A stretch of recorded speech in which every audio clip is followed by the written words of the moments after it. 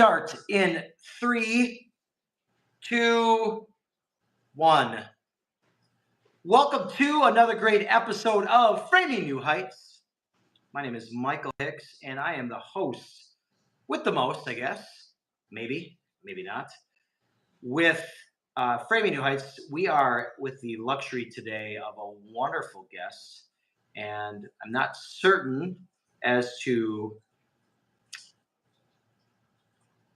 Hold on a second here.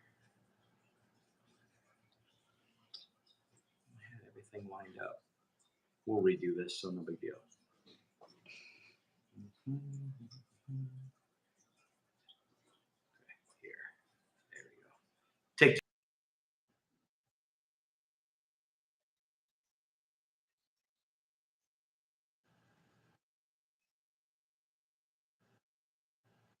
Mindset from a fixed mindset to a growth mindset. In our interview series, we have the luxury from parts unknown. I don't know where you're from, but I'm going to get to that in a little bit. Full background. We have Lisa Campbell with us today. Her background is in musical theater. She did some acting. She did some choir. Here's some really cool things, which we're going to get into a little bit on the podcast today.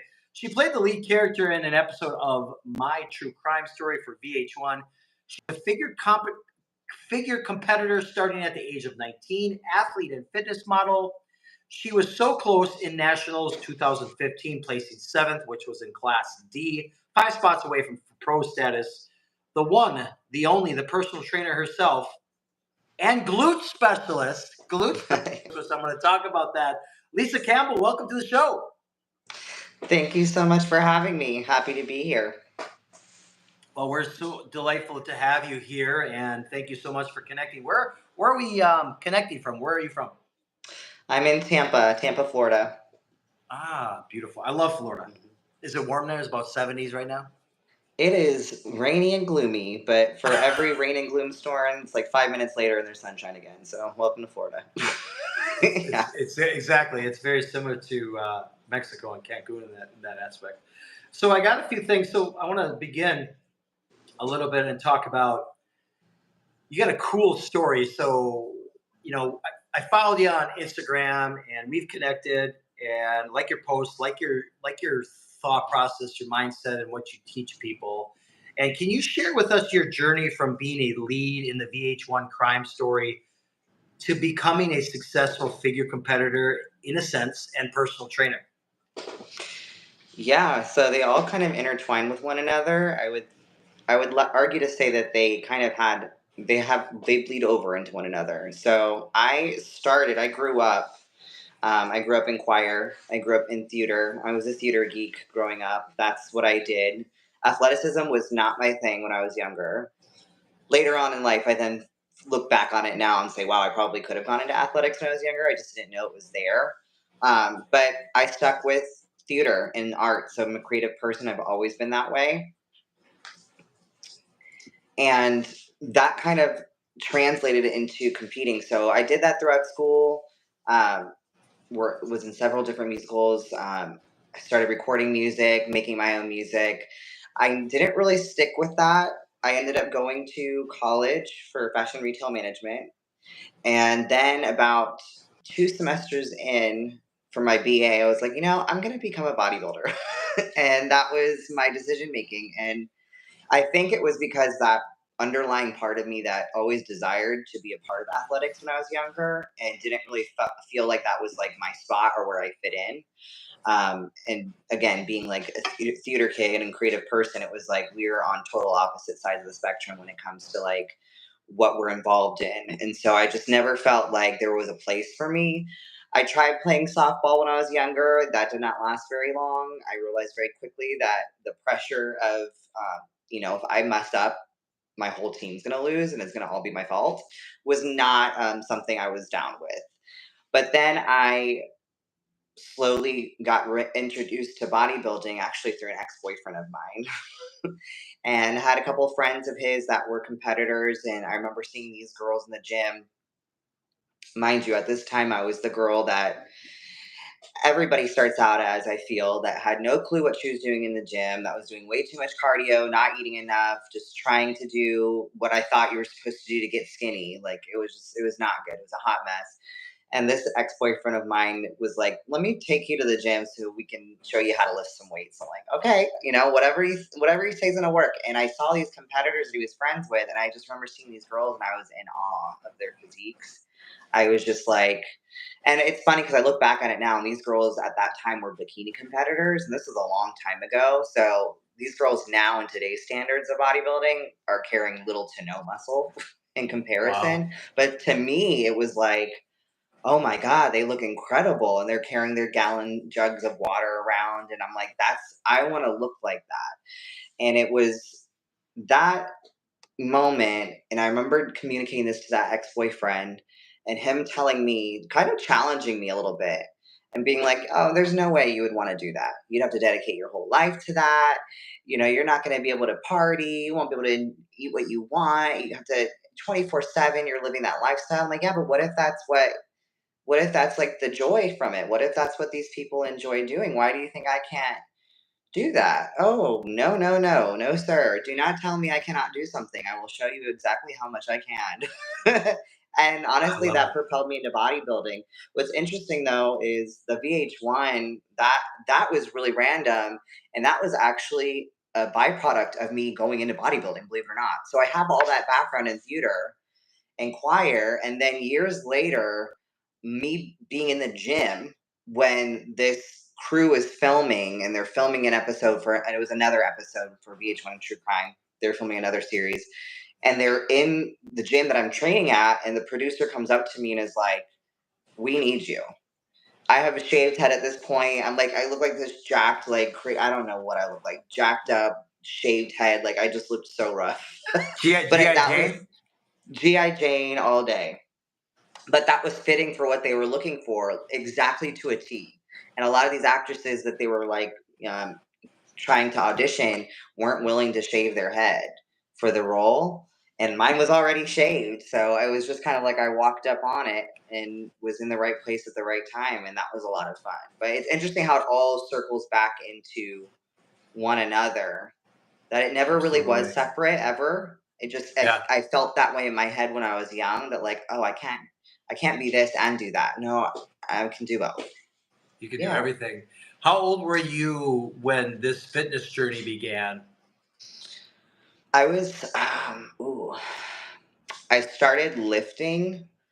I actually started lifting a little bit when I was still in high school. I was like 17 going to 18. My dad brought me into the gym a few times, but it never really stuck. But when I was 18 years old, that's when I took it really seriously. And I hired a coach and a trainer, and I began prepping for my first competition. That's awesome. That the discipline, and I know the discipline that it takes to do what you do, and I applaud that. And what do you say to anybody that you earlier you alluded to this really particular word, and it seemed to define you. You can't do that. So what do you say to someone that maybe is struggling and someone told them that they can't do something? What would you say to them? I would say it's not them that you have to prove anything to, it's yourself. And so if those words bother you, like they bothered me, it was because there was somewhere inside of me that I held a sliver of doubt. And what that was a call to action to do was to eradicate that doubt. And so I kind of like to say that, like, you have to first believe that you're deserving, and then you have to put forth action to validate that. So for anybody who's saying, like, you can't do something, maybe you can if you believe that. If you believe that, you're right. But if someone challenges you that way, if someone says you can't and it bothers you, it's because your spirit knows that you can. You just haven't put forth the actions to solidify that truth. And so that's what you need to do. And so either you step up and prove to yourself day in and day out that those words can't touch me because I'm literally displaying for the world to see and myself that that's not true, or you succumb to that. It's a Yeah. decision that you make. Nobody Yeah, and can that's nobody can put limits on you but yourself. it goes back to your mindset. We control what we say. And you're right. I often say as to many, and as a mindset coach, a lot of people say things and then they internalize it. And then that's who they become. That's their identity. And it's a beautiful thing, Lisa, that you said. And I commend you immensely because the physicality, the discipline, the the struggle probably too, and I want to hear, and I'll get into that a little bit, that you have to go through being in that state, right? like like that's hard stuff. Like less than 1% of the people in the world kind of do what you do, right? That's true. Yeah, it is an extreme sport, if that's what you want So to call it. yeah, so let me ask you, how has your experience, because you talked a little in your bio, you talked a little bit about figure competitor. You're so close. Yeah, Influenced your approach to personal training and the online business that you have. If you can, first of all, give your shout out of your business right now, and we'll make sure we'll include that in the bio as well when people click on the links to learn more about that. Because go ahead. absolutely. It's LMC Fitness Inc. It's a fitness company, online coaching. I do nutrition programming as well as online coaching with your training, video reviews of form. I mean, I'm literally an open book, so I'm in constant contact 24/7. So, personal phone number and all, weekly Zoom calls, check ins, the works. I do everything. But that's what I do. So how did that kind of kick off the catalyst, like, fitness competitor? How did that influence what you do now? How did Ooh. what caused that? Well, I would say that hmm, my level of drive, so my initial reasons for even getting into fitness, I can relate so much to anybody who's starting their journey out in fitness, because at some point anybody who's been in this game long enough has been at a day one before. We've all been there.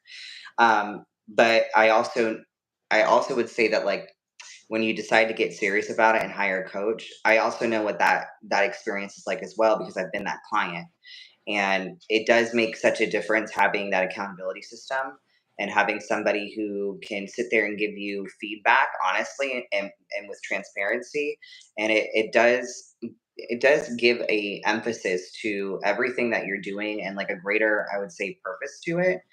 And I like to take that mentality of when I was competing. And I mean, I don't expect my clients to be competitors. If they want to, that's awesome. If I can, inspire them to do that in some way, cool. If they want, I'm not at all suggesting it, because it is a very extreme sport. There are sacrifices that you have to make. There are levels of health concerns that you need to be aware of and need to have all of that checked out and lined up before you start any prep, or considering that for that matter. But um, I think having the ability myself to have that level of discipline and consistency that's day in and day out, meaning everything is to a T, I would say that translates into how I work with my clients, as I do hold a higher standard for my clients because I hold that same standard for myself. And it's not to say that I need them to be a competitor, but if you come to me with a goal and we map out a plan step by step to help you achieve that goal, then the expectation I have of you is that you're going to follow through on what you say you're going to do. You give me your word and I give you mine. And that's kind of how it goes. I would say that's how it translates. Yeah, I love it, and that's important. One thing I really had a thorough when I was reading your bio, and one thing that resonated with me, and I'm curious to kind of pick your brain. What inspired you to specialize in the glutes? You're like a glute master, right? So tell us a Yeah. little bit about that. Why is that such an important aspect to the fitness world, to your clients? I mean, so many, we watch, TV, and we see the bubble butts because they're paying a lot of money to get it injected. So tell us why you are a glute specialist. Go. Well, it's not just the aesthetic reasons. So I myself was in a car accident actually after my last competition in 2015 nationals. About maybe 2 months after competing, I was T-bone going 60.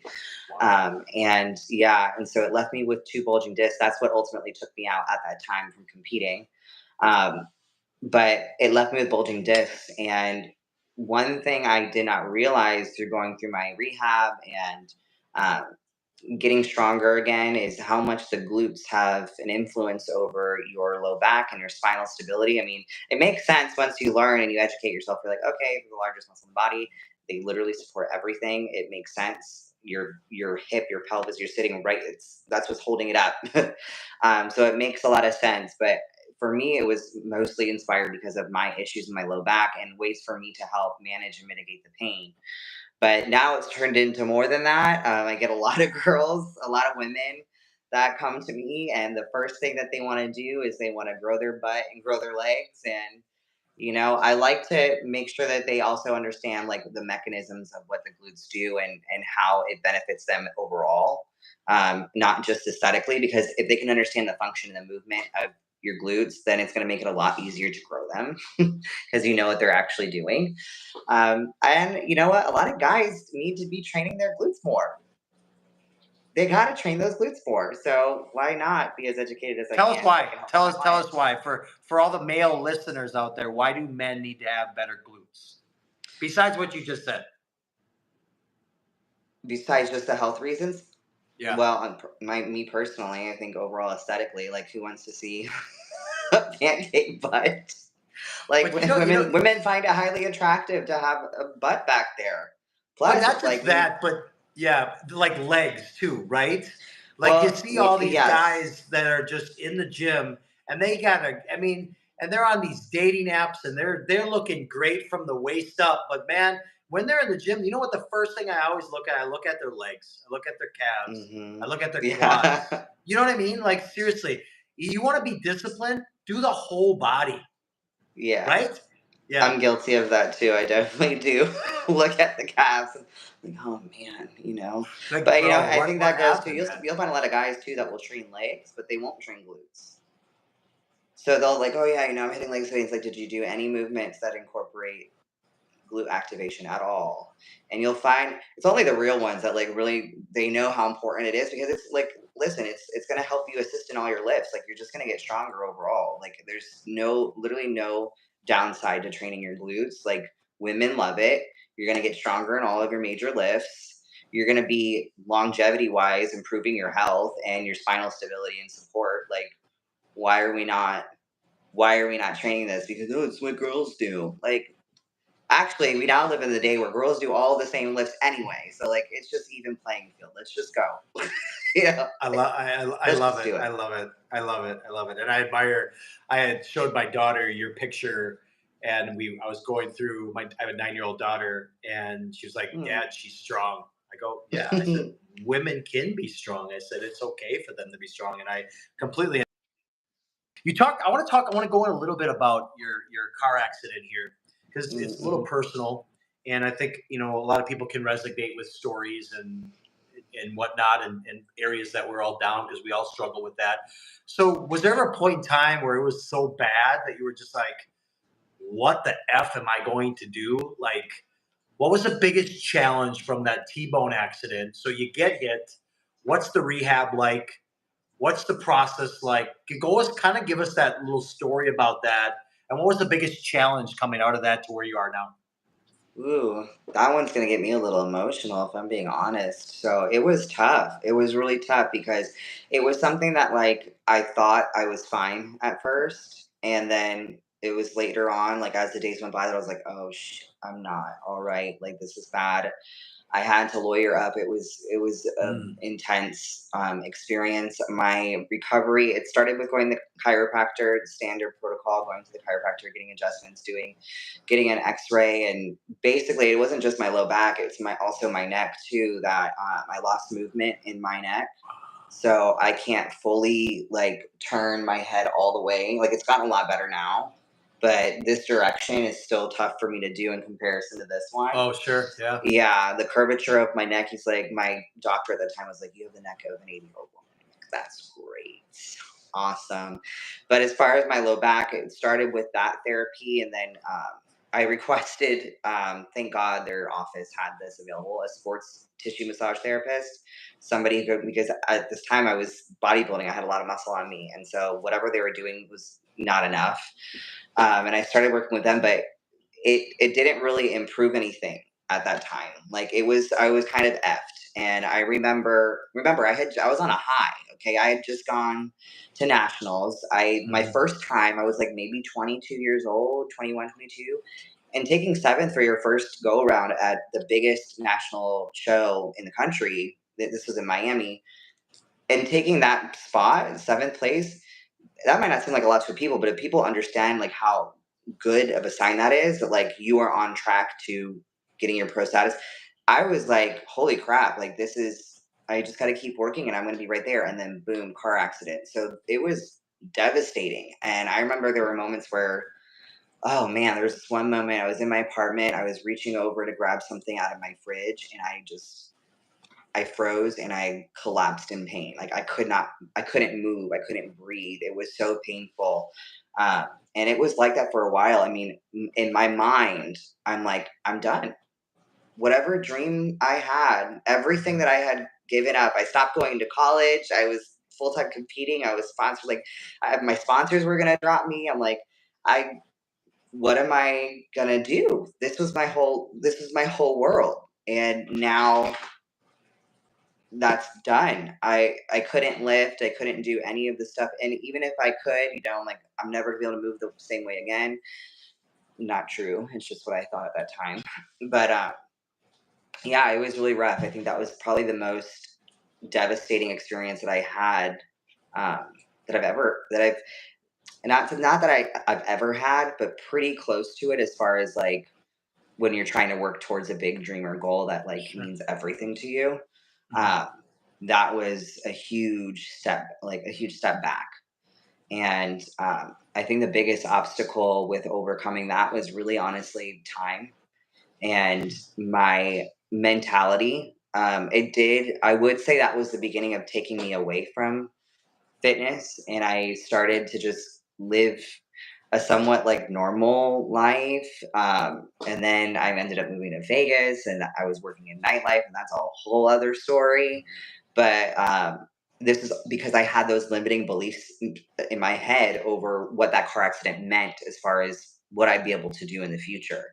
And I kept thinking that like that was done. And so I started to behave in ways that reaffirmed that, which was so counterproductive because if I could go back then and talk to that version of myself, just have patience. If you're gonna get back to exactly where you were and better. Like just be patient. That's what I would be saying, because that's exactly what has happened. But yeah, that was a tough time. So with all of that, and thank you so much for sharing that. And you didn't get too emotional, which would have been even better for the ratings if you would have, Lisa. But I want to say this though. What would you think is the biggest learning perspective? So we have so many people that maybe are in your type of shoes. Podcast with my clients, etc.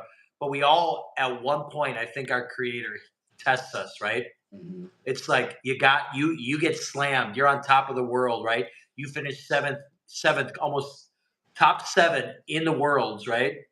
Or in the country to get this pro card. And all of a sudden, 2 weeks later, you get this massive accident. Now you're way down here. Like, what did you learn, and what would you tell other people that maybe had the success, and then all of a sudden now they're flat on their face? I always use the analogy of that brick wall. Now that brick wall is really in front of you. What would you say? What was your learning experience from that? Well, first, I think the lesson in that moment was as easy as it can come is as easy as it can go. And so not to stay too attached to these ideas you have of what your life is going to look like in your head. Not to say lose your vision, lose your sight of where you want to go, but just know that sometimes the road you think is going to take you there isn't. And things will kind of challenge you and test you. I would say like what I really learned honestly was humility, to be honest with you, and to appreciate the people that I have in my life that were supportive of me, and that were accepting of me, regardless if I continued to attach an identity to my fitness. So, and I think that was another kind of focal point, which was like I had attached so much of my identity to competing in bodybuilding that without that, I felt lost. Like I didn't know who I was. And I think that's like the big lesson to learn is like that was never who I was. I'm so much more than that. That's one aspect of me, one part of myself that I enjoy, but it's not what defines me. My choices that I make today and tomorrow and continue, those define me. But if that goes away, it doesn't make me any less capable. But I also would like to say that I learned too that like now, again, like where I am now years later, and it's crazy that I'm doing it again, that I'm back in the gym, that I'm training other people, that I have a coach myself, that like these are all things that are coming back into fruition for me. It was like, wow, I if I could go back then and remind myself not to get so consumed with that like overwhelming dread of like what now, what's life going to look like, who am I going to be, and just like embrace every part of the experience as being a part of my experience and what was supposed to happen, that's going to ultimately lead me to where I'm supposed to be. I would go back and tell her that all day because that's what she needed to hear, and that's what I learned from it. Was I was honestly overthinking it too much and making it much bigger than what it needed to be in the big scheme of things. Does that make sense? No, it completely does. I heard you say a word that I want to kind of have you elaborate. You said, "Who I am." Mm-hmm. Tell everybody that's listening, who is Lisa Campbell? And just use it by describing and using some adjectives. For example, for me, I'm a father, I'm a devout Christian. I give back. I'm a life strategist. I have a podcast. I'm a fitness enthusiast. What would you say if someone would ask you, who is Lisa Campbell? You say, go. One, I'm a survivor. Ooh. Anybody who knows me personally, I haven't talked about it publicly yet, but anybody who knows me personally understands exactly what that means.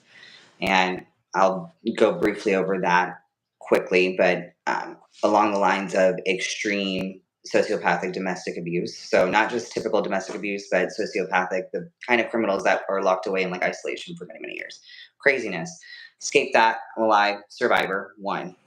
Wow, amazing. Two, We need to commend you for that. That's amazing. thank you.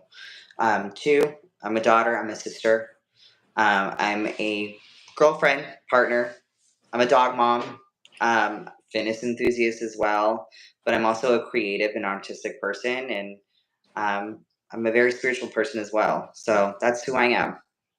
There's I really love not a it. whole lot more Well, that's than that's that. that's good. Yeah, that is, I love it. I love it.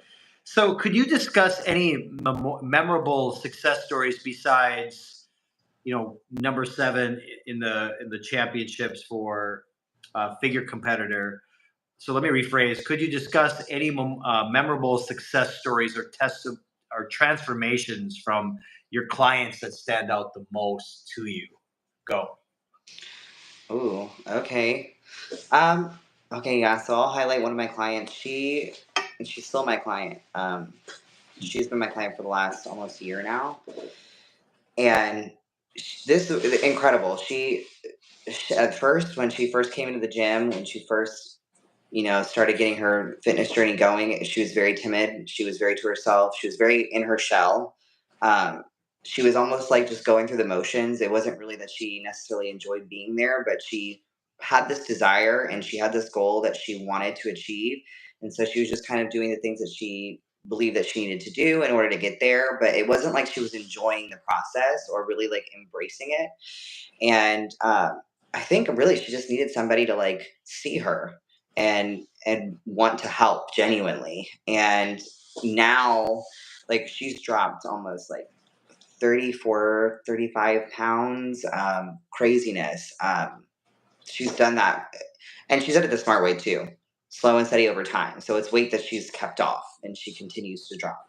I'm a big advocate of that. I don't like doing like crash dieting for clients just to get people to be like, look at how I got my client to lose all this weight. Like, no, we're not doing that. We're going to rehab your metabolism. We're going to do this a smart way. It's going to take longer, but that's just what true love is. And that's just how it's going to go because you got to get used to this being a lifestyle. But she's probably been my biggest like transformative story because it wasn't just about the external that's been changing.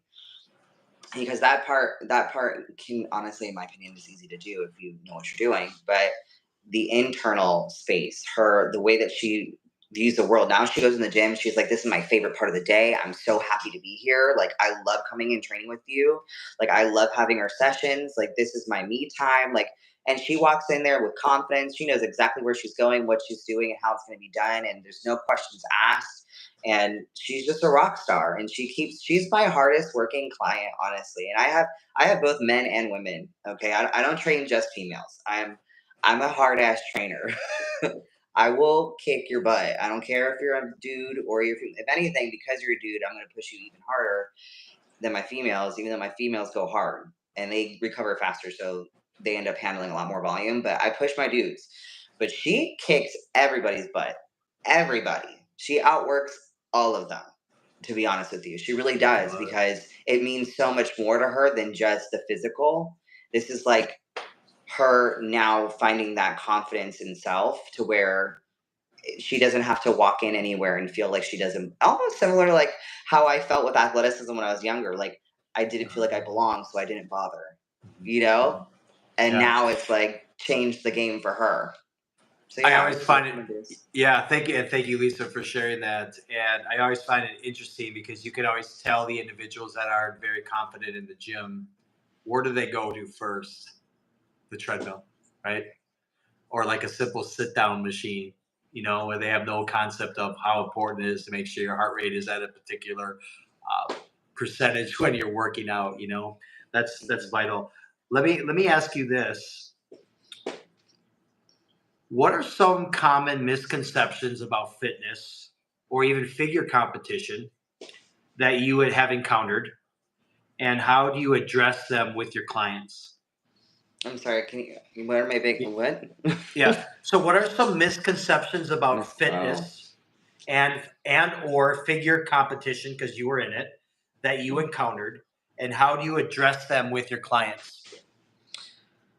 Okay.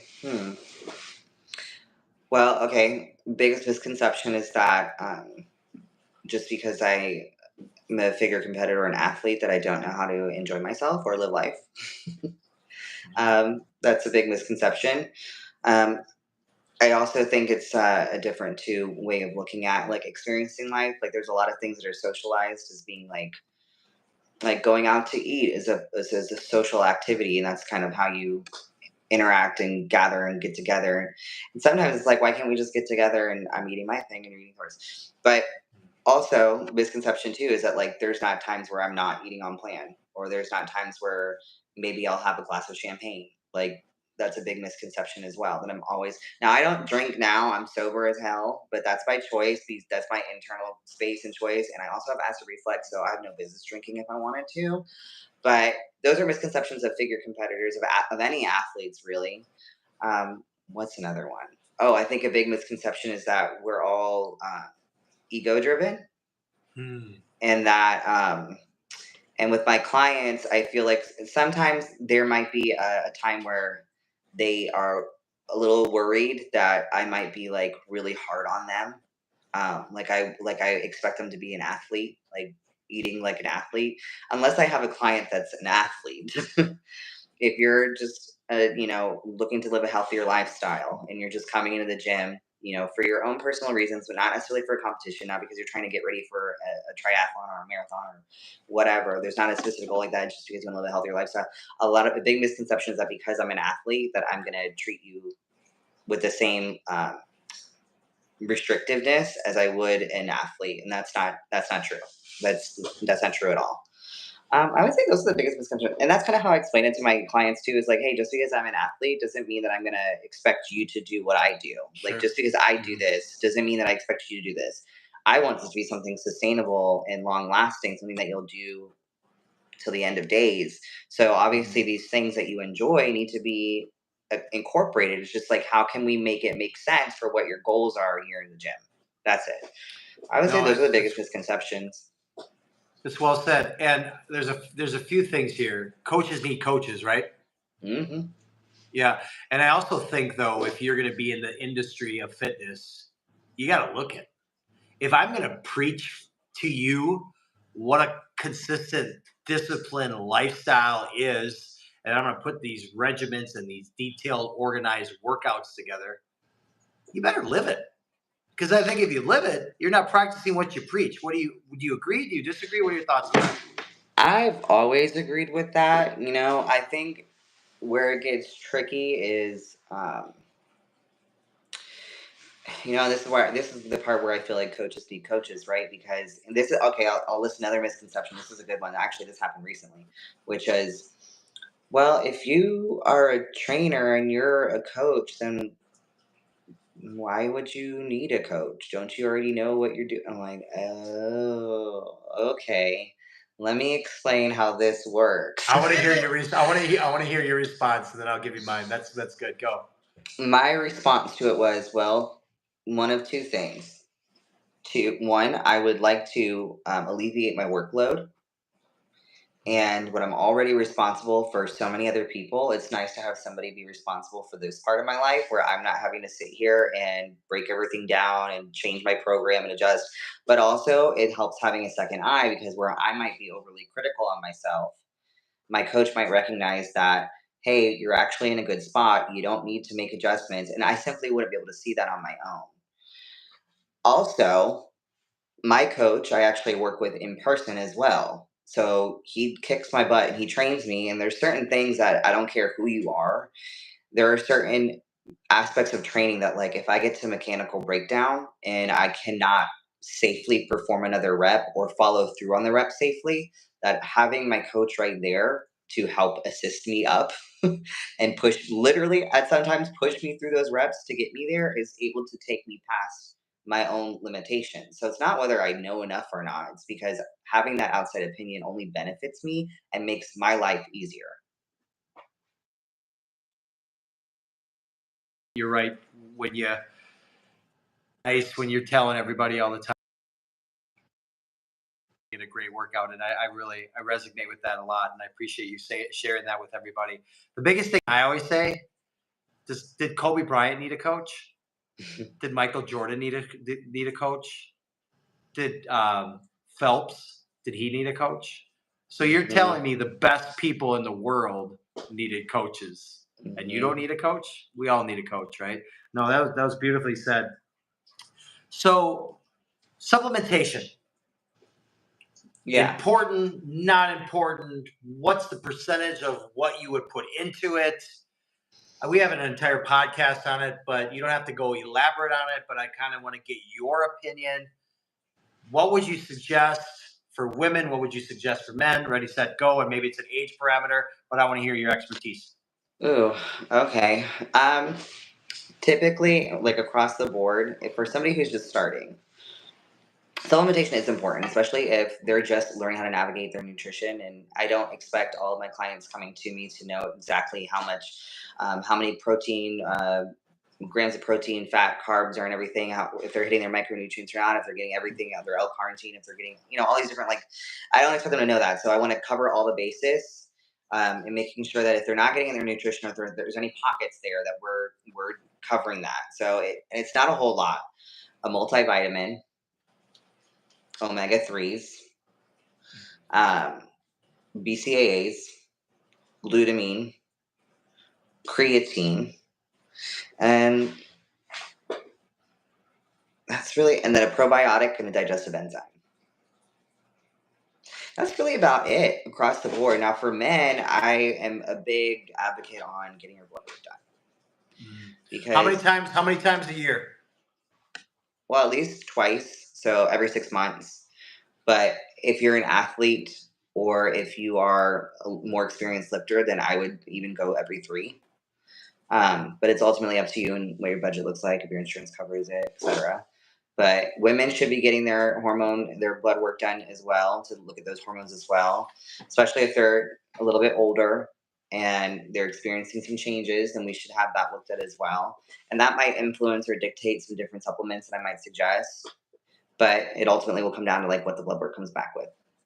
Yeah, that's well said. And a lot of people forget that piece, the blood work, and that's a vital piece for anybody that's listening out there, because that tells you what you're deficient in and how much you need. Like when we live in Wisconsin, during the winter months, we need to put in a lot of vitamin D. We don't get that here, right? So yeah, that's versus Florida, where you guys are the Sunshine State. So we're Yeah. very envious. I'm very envious. But I love Tampa. I was out there for a convention years ago, probably 10 years ago. I fell in love with Tampa. So say for example, you got a conference and you're gone for the weekend. Are you sending food to your hotel? Are you Ooh, prepping okay. it? Yeah, I want to hear I this. like this. Yeah. So there's a couple different ways to go about this, and I actually have clients right now that struggle with this. And Yeah. if you have the budget for it, why not have meals shipped to wherever you're staying? Like if you can afford it, it's just make life simpler for you. Have it shipped to wherever you're going to be, so you don't have to worry about that. Um, if not, I'm pretty sure that there's some meals that you can like bring with you, like, and there's some stuff that you can like, as long as it's frozen, I believe you could take it with you on the airplane. Um, but if it were me, I would more than likely, no matter where I go, I'm gonna be booking either an Airbnb or a hotel that has like a kitchen area inside of the hotel room, so I can cook. And I'm gonna be looking up two things: one, where the closest local grocery store is, and two, where the closest gym is, and making sure that I'm booking my stay somewhere that is convenient with those. And that might sound like a tall order, but like we have Airbnb now. So like literally you could just book a house and stay wherever you want to stay. Like it's not as complicated as it sounds. Like literally you could just be like you're at home and just do a little grocery shopping and cook. Airbnbs usually stay stocked with all the appliances and stuff that you need, so you don't have to worry about that. That's I appreciate that from a fit. And I think what's really vital is the first thing that I always look up is how far the gym is away from the hotel where I'm staying. Because it's part of yeah, your lifestyle, right? It's part of who we are. It's part of our identity, right? And yeah. not only that, but it also leads to, I think, a quality, purposeful, disciplined life. And correct me if I'm wrong, Lisa, the most disciplined people are the most successful people. I Would agree. you agree with that? Yeah. I would agree. Plus, they're the most influential because there's plenty of CEOs and multi-billionaires that are fat as hell. Excuse my French, but it's just the truth, objectively. Like they're ridiculously out of shape. You can cuss. Yep, I agree. Okay, fat as hell. And who has respect for those people? Who feels inspired by those people? Mm, that's Nobody. Like I can only take you at your word for so long because you couldn't even keep the word to yourself. Look at where your health's going. You're setting that example for all of us that that's what we should aspire to be like. No, thank you. No, thank you you. know, I would rather be yeah. broke and be in shape and have my health than be rich and out of shape and dying. Like I'm I good. use I use this so many times, and you may have heard it. If I gave you $1 million today, Lisa, would you take it? Everybody would say what? What would you say? What's the catch? There's no catch. I've given you $1 million today. Would you take it? Yes or no? Of course you would Yes. take it. Yeah. Now, if I changed it and I said, if I gave you $1 million today, not to wake up tomorrow, would you take it? No. Exactly. That's why our health is absolutely more important, I think, than money. But health can lead to success and generate money. So let me ask you this: maintaining a work-life balance. We've interviewed so many different people on this podcast. Some people say there isn't a balance. Some people say there is a balance. What is your thought on balance on life? I know we connected a lot of times. We were attempting to schedule this. You had too many clients. We had to reschedule it. So talk to me a little bit. How do you? Because you're dating. You're a boy. You're in a relationship, Hmm. and that's obviously very very important. So you got to spend time with that. You have to spend time on your own fitness, Hmm. and then you got clients. And you're putting in probably 46 hours a week. So what's a good quality balance? Even if that's just a word, or is it not a word? Tell me. Go ahead, Lisa.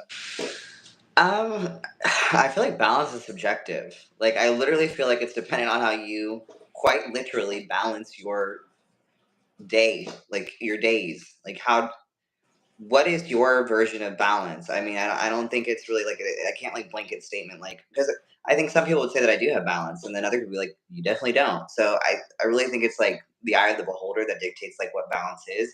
I feel like if you can just make, if you're able to if you're able to maintain healthy relationships in all aspects, whether it's work, your relationship, your family, etc., if those are all in a good place and they're all healthy, then I don't think it really matters which one is, spending more time and which one has more invested into, because they're all satisfied. So you're all investing enough in each area. And if one starts to like suffer, then that's when you kind of need to go back to the drawing board and reevaluate that and communicate and have a conversation about that, and make that work if that's something that you value having.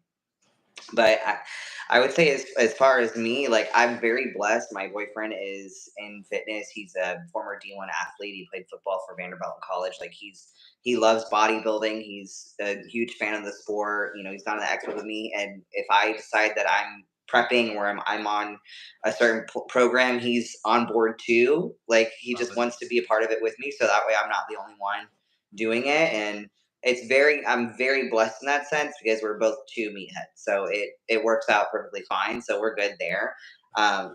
Work can get crazy. He works a very demanding job, just like I have crazy hours. So yeah, it can be kind of, I would say, off balance. So there's some nights that we're going to bed later than others, and mornings we're waking up earlier than probably we'd like to, with how late we went to sleep. But I feel like that's just the nature of like what we do, and part of like what comes with being successful at it. And if you want to grow, you have to kind of just accept that that's part of the game. But as long as you involve everybody that is in your life in some capacity, where they're kind of along the journey with you and they feel like they're having a part in it, then I feel like you can maintain the health of those relationships without it feeling like you're sacrificing. I love it. I love it. We're going to get into some fun stuff here before we get to the top of the hour, but I want to ask you this. How do you stay motivated and continue to evolve in the fitness journey personally and then also professionally? There's no motivation. Get that word out of here. There's no motivation. It's discipline. That's it.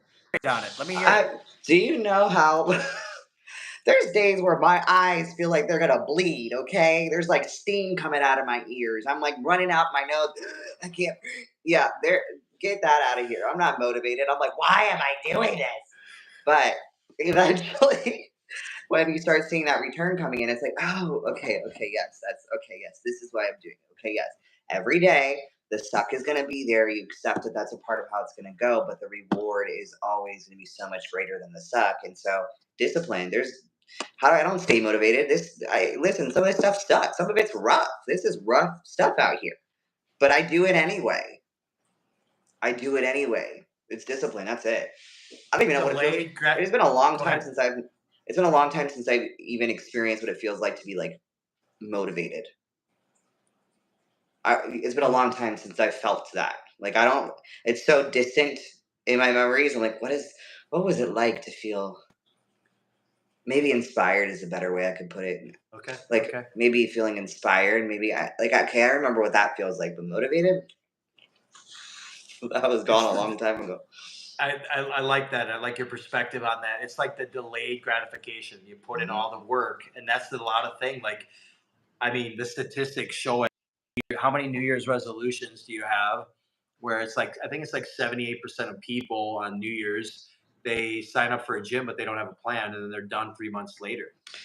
So it's like they like one thing about fitness, you can go work out and you're not going to see results the next day. You can go around 2 days in a row. It's that slow gratification piece that I alluded to earlier, which obviously you are a part of now, and you put in the time, you put in the effort, which is so wonderful, and I appreciate your story. So Lisa, crazy funny story. You said you lived in Vegas. Mm-hmm. Let the listeners know one of the craziest, wildest stories about Lisa Campbell, the fitness guru in Tampa, Florida now, running her own online coaching company. She's the Glute master. Share a funny, crazy story with the audience. Go. Oh man, from my Vegas days. If it's Vegas, cool. If not, just something in general. What do you think? What do you got? Oh man, you're gonna have to give me a second to think on that. What are some funny, crazy stories that I've had? Whew. Oh no. Most embarrassing?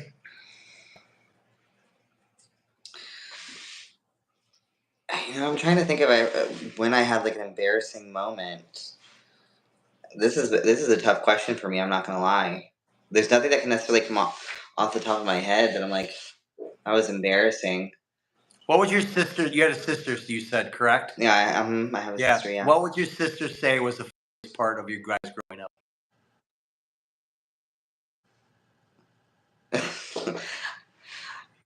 I don't know if she'd say it was funny. I think she would call me crazy. Oh, I was a very rebellious child. I set the example for my siblings of what not to do. That's me. I made every mistake possible growing up. Oh, here's a story. Okay, here's a little story. See? Okay. And my sister would gladly. This is the running. This will never be. They will never let this go. This is forever burned into all of our memories. I was like 14. Okay, so let me just paint the picture. 14, not old enough to have a permit. Definitely not old enough to have a license. Definitely stole my mom's car in the middle of the night anyway. And I was doing this quite often, actually, and getting away with it. I would sneak out my window. I would go pick up my friend. We'd go over to some boy's house. And then I drop her off, go back home.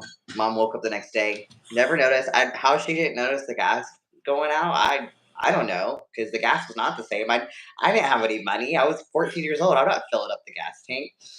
Maybe a girlfriend of mine filled it up at one point. I don't know. But I was a very rebellious child. And one night, oh man, this is so awful. One night, I took the car out just like any other night, and I go pick up my friend. We go to these boys' house. I go to drop her off, and this is the dumbest thing. I cannot believe I did this. Mind you, it's hard for me to see. I'm not that tall at 14. I was tall, but I'm like not.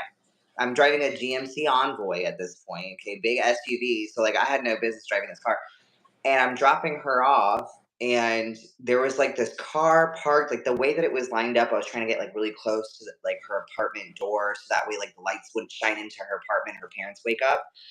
And I pulled in too close to the cars, and when I pulled back out, this truck had like a trailer package on the edge of it, and I literally ran right into the back of this guy's truck and trailer package, where the trailer package dug into the side of my mom's car, and now I'm stuck in the car. And trying to pull it out and back it out was just making it worse. So fast forward to me, these neighbors are trying to like move out in the middle of the night, like trying to like skip their lease, right? And they hear this big crash. They come out there, and she's reassuring me. She's like, "Oh, honey, you're gonna be okay. Don't worry, you'll get through this. What's going on? Just call the police. Your insurance will cover it." I'm like, I don't have a license. I can't do it. She's like, "Oh, okay. Let me take you back to your house." I sneak back in through the same window I just snuck out of. And I go back to the house, and I wake my mom up, middle of the night. She's waking up. She's basically right next to nothing because it's the middle of the night. And I'm like, "Mom, go outside." And she's like, "Why? Why do you want me to go outside right now?" I'm like, "Just please come outside." Mind you, the same woman that was dropping me off to my mom, she's staying there, like waiting with me for moral support. Like she was letting me know that she's like, "Oh, don't worry, I did something like that when I was your age. You'll be fine. You'll get through it. I'll stay here with you." I'm like, "Okay, thank you." My mom comes out, is like, "Look at this random lady," and she's like, "Where is my car?" Yeah, so that turned into cops getting called, them having to do a whole report, me having to go to court and talk to a judge about why I had stolen my mom's car. And I got really lucky. The judge basically said, "Well, you're not old enough to have a license, so I can't tell you to do that. You're not old enough to have a permit, so I can't tell you to do that. And I don't want to fine your parents because this isn't their punishment for what you did. So you're going to get community service hours." So I got community service hours, and lucky for me, remember I'm a theater kid at this time, right? So lucky for me, I was not old enough to do the, what is it called? The Salvation Army. They're like working for them. I wasn't old enough to do that, and I wasn't old enough to do the trash pickup. So I had to find a nonprofit organization that would take my community service hours. And I ended up going with Lowry Park Zoo. And this was during like the Halloween season. So they were like hiring all these different like scare actors, as well as having students from like schools that were like theater schools, like playing these different scare actors as part of their volunteer hours. And so I got to get volunteer hours for my school, but also community service hours. I'm the only kid showing up with like a Hillsborough County Sheriff Department like paper. They're like all getting signed off to their school. I'm like, hi, like I'm here. But I got to play a scare actor for my community service hours. I thought that was pretty cool. So I got really lucky. Yeah, kids don't do that. Not a good idea. Oh, I think we all got some funny, crazy story when we were younger that kind of is very similar to that, Lisa. And that's a fun story. And I appreciate you sharing that. So as we're wrapping up here, what is the next thing for you in your career in the fitness journey, and any exciting projects or goals on the horizon? Yeah, so there is a new exciting goal that I have. I don't know when it's going to be, but so it's been a long time since I've been on stage. It's been since 2015. I haven't competed since then. And I honestly didn't think I would ever compete again or ever consider it. But I have a coach now, and you know, I came so close that I want to give it another shot and see where it goes. So that's the goal for this year. I don't know when it's going to be, but to step on stage again and to get back to that national stage trying to get my pro card. So that's the goal. That's beautiful.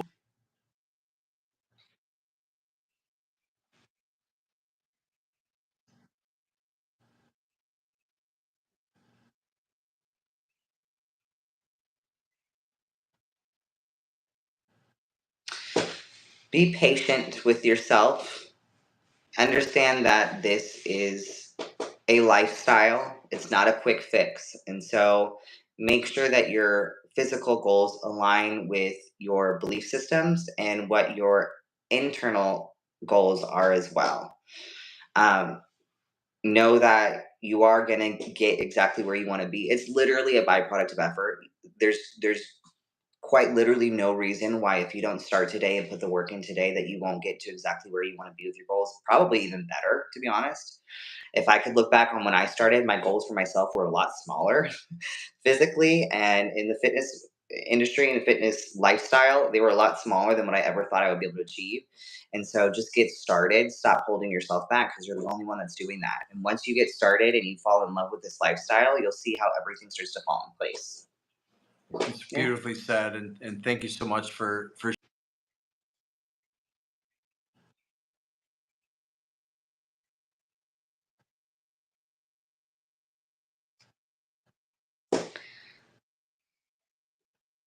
Yeah, so the primary platform that I use is Instagram, and that's at Lisa Marie Inked, and Inked is spelled Inked.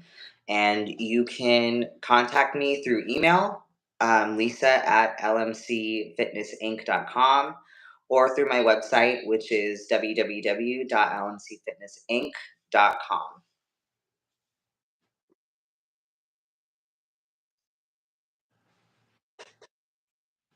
this competitor to tragedy building.